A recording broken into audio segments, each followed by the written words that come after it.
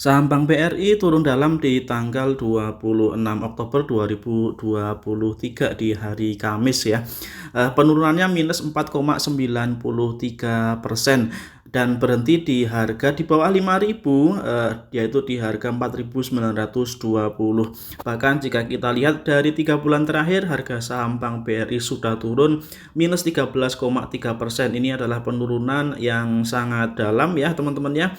Dan hal itu berbanding terbalik dengan kinerja laba dari BRI yang sebetulnya mencatatkan kenaikan pendapatan yang cukup bagus ya.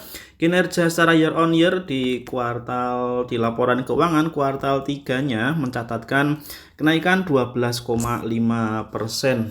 Nah, ini teman-teman, laba bersihnya dalam sepanjang kuartal 1 dan 3 2023 jika dibandingkan dengan periode yang sama tahun kemarin meningkat 7 triliun lebih ya, meningkat 7,5 triliun. Itu artinya di atas 10% ya, di sekitar 12,5% peningkatan laba bersihnya. Seperti bisa terlihat dari tabel IPS juga, tahun ini kuartal 3 96 IPS-nya ya, masih meningkat tipis dibandingkan dengan kuartal 3 tahun lalu 95. Namun secara total jika disetahunkan peningkatannya cukup signifikan ya, menjadi 387 dibandingkan 338. Dan ada hal yang menarik dari pemberitaan terbaru, Bank BRI ini berencana akan membagikan dividen interim ya teman-teman ya. Serta dari kebijakan OJK terbaru bahwa adanya rencana pembatasan dividen yang dibagikan oleh bank. Nah, hal itu justru ditepis oleh direksi dari Bank BRI, di mana direksi menyatakan bahwa tidak layak kalau laba perusahaan ditahan terus sebagai modal, karena untuk Bank BRI sendiri saat ini rasio modal minimumnya sudah jauh di atas batas minimum yang ditetapkan ya. Coba kita lihat di pemberitaan terkait hal tersebut teman-teman. Seperti itu informasinya di berita tanggal 26 Oktober yang dirilis dari katadata.co.id ya. Bos BRI bahas kebijakan pembagian dividen. Nah, katanya laba perusahaan tidak layak ditahan untuk permodalan.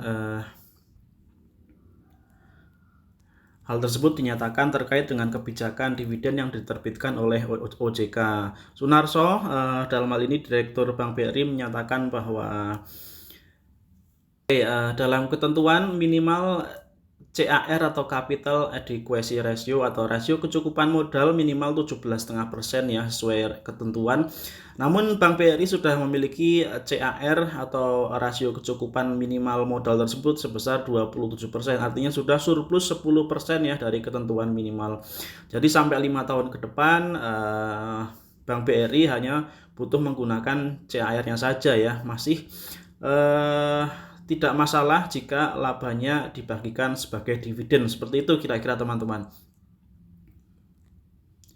Nah, ini juga sebagai informasi, Bank BRI membuka laba bersih secara konsolidasian sampai dengan periode September meningkat 12,47% secara year on year ya.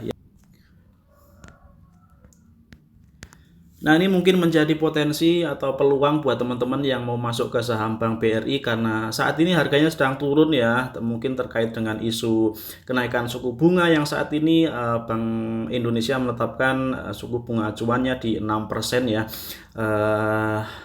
Dan pasar merespon dengan banyak keluar dari pasar bursa tanah air dan justru melihat peluang untuk menginvestasikan modal atau dana mereka di pasar di negara asing, terutama di Amerika Serikat ya, yang juga meningkatkan suku bunga yang cukup agresif dalam periode akhir-akhir ini.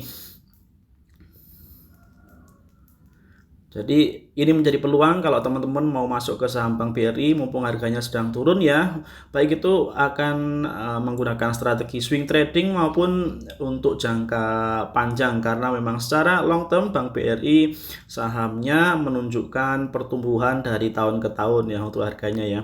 Oke teman-teman, itu dulu pembahasan saham kali ini. Mudah-mudahan bermanfaat ya. Ada salah kurangnya saya minta maaf. Ini bukan ajakan buy ataupun sell, silahkan dilanjutkan dengan analisa teman-teman masing-masing. Terima kasih, jumpa lagi di video berikutnya. Wassalamualaikum warahmatullahi wabarakatuh.